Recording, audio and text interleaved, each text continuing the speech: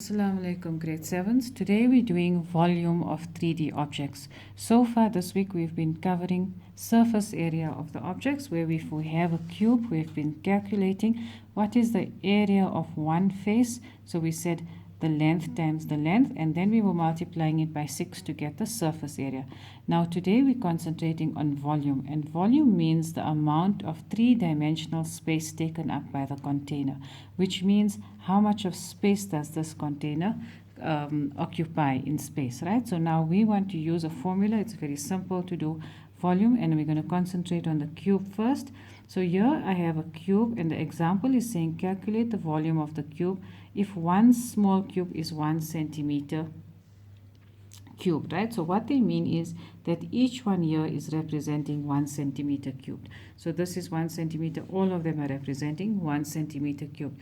And they're telling us to calculate now the volume, okay? So when we want to calculate the volume, we say length times breadth times height.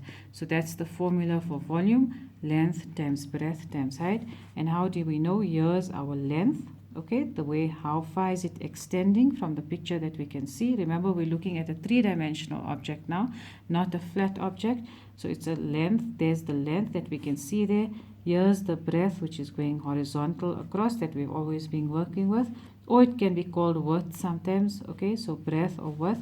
And this is your height. So how high up your object is going. So what we have to do is simply say length times the breadth times the height.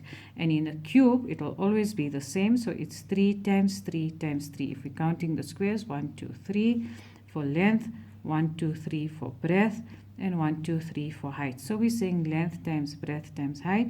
3 times 3 times 3, which gives us 27. And you remember when we did cube numbers, when you're cubing a numbers, we have to remember to write centimeters cubed. So for now, for area, you have to remember centimeters squared, and for volume, you have to remember centimeters cubed. When you're doing your answer for a question like this, okay, here's the example, and I want you to follow it today when you are doing your homework, because you have to write down the formula, and then you're going to get a mark for the formula. Then you're going to substitute your values. You're going to get a mark for substituting your values.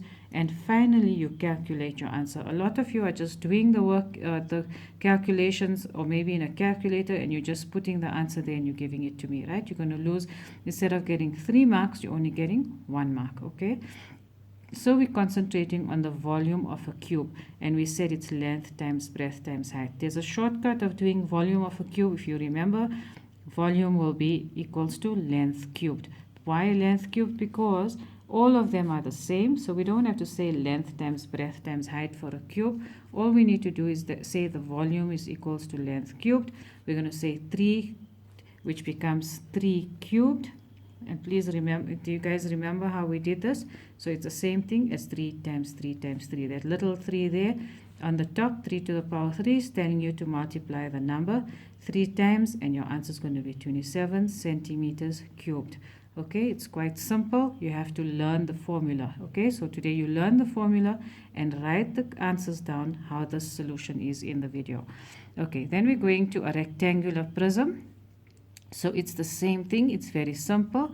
Now here's the rectangular prism, and we need to figure out, we have to remember our formula. The formula is saying volume is equals to length times breadth times height. So if I'm looking at my three-dimensional object, which one is my length? There's my length, okay, because it's the one that's extending back.